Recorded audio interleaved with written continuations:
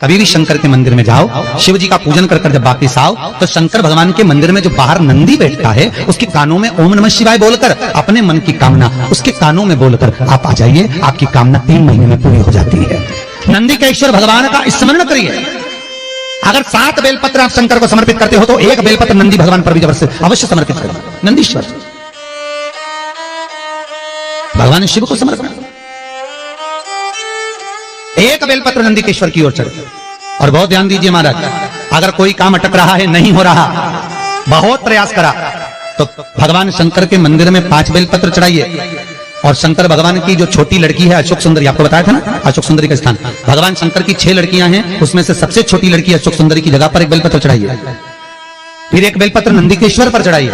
और नंदी के ईश्वर पर चढ़ाने के बाद भगवान शंकर के मंदिर के बाहर चौखट पर दिया लगा दीजिए साइड में, और फिर अपने घर पर आ जाइए, आपका कार्य सफल होना प्रारंभ हो जाएगा। नंदी के ईश्वर भगवान नंदी के ईश्वर का स्मरण कर लेने पर जीव आनंद सुख की अनुभूति करता है,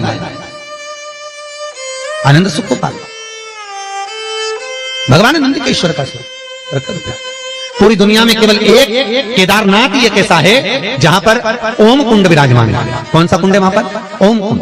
जो बच्चा हकलाता है, तोतला बोलता है या गूंगा होता है, जिसकी वाणी नहीं होती, वो अगर ओम कुंड पर जाकर ओम बोलने का प्रयास करता है तो जितनी देर तक उसके मुंह से घुन्न की आवाज निकलती है उतनी देर तक ओम कुंड में से पानी का बुलबुला निकलता रहता है। और 7 या 8 बार बोलने से व्यक्ति हकलाना छोड़ देता है, तोतला बोलना छोड़ देता है और उसकी वाणी आ जाती है। वो ओम कुंड केदारनाथ जी में बसता है।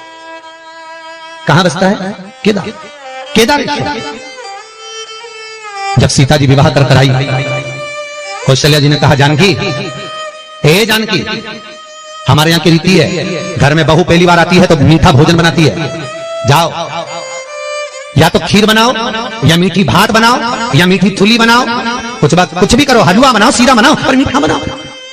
बनाइए, जाओ जाओ जरा।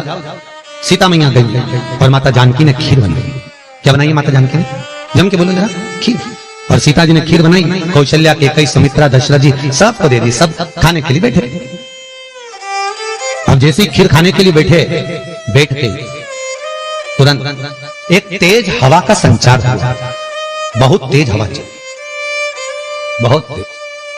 और जैसे ही हवा चली, एक कचरा दशरथ जी के कटोरे में खीर में जाकर गिर गया। एक तिनका, एक कचरा दशरथ जी के कटोरे। सीता जी खीर परोसकर इधर से निकल रही थी, उन्हें दशरथ जी के कटोरे में खीर में तिनका देखा, कचरा देखा। तो सीता जी को लगा, पहली बार तो मैं अपने ससुर को भोजन करा रही हूं, पहली बार तो मैं अपने ससुर को भोग लगा रही हूं। अगर ससुर के कटोरे में कचरा दिखेगा, तिनका दिखेगा, तो ससुर क्या कहेंगे?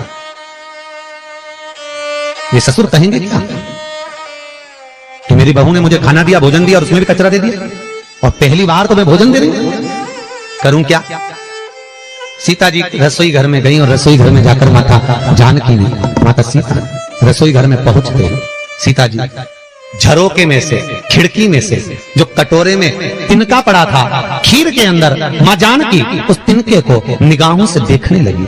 ऐसी निगाह से जानकी जी ने देखा, सीता ने देखा कि वो कचरा कटोरे के अंदर ही जलकर भस्म हो गया। वो तिनका कटोरे में ही जल गया, बस। अब तिनका कटोरे में जब जलकर भस्म हुआ, दशरथ जी ने देख ली।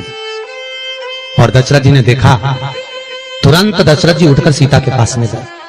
तुरंत, जानकी, जानकी, पिताजी आप आए हो, आओ बैठो।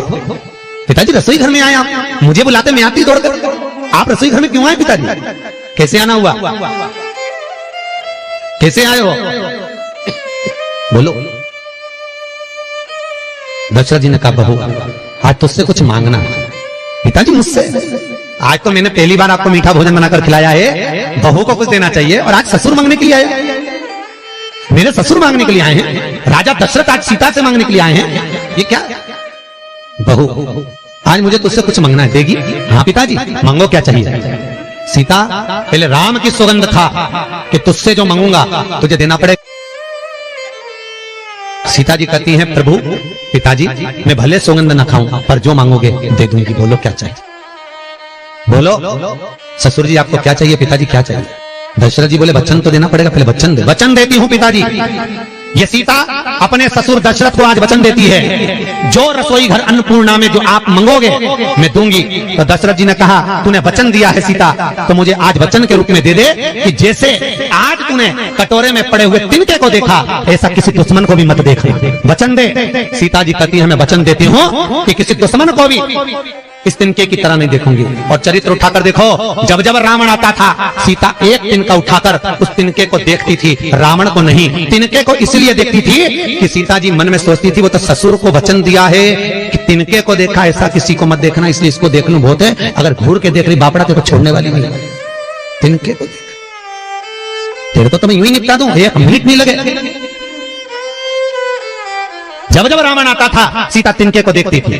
जब जब रावण आया सीता ने तिनके को देखा, बार बार तिनके को देखा। तो रावण ने 2500 बार माता सीता से पूछा था कि मैं आता हूं तो तिनका क्यों देखती है, पर सीता बोली नहीं, क्योंकि मैंने अपने ससुर को वचन दिया है कि किसी जैसा तूने तिनके को देखा ऐसा दुश्मन को भी मत देखना, इसलिए नहीं देख पा रही तेरे को। अगर देख ली थी तो राम को तो आने की भी जरूरत नहीं थी, तुझे तो यूं निपटा के चली जाती। श्री शिवाय नमस्ते।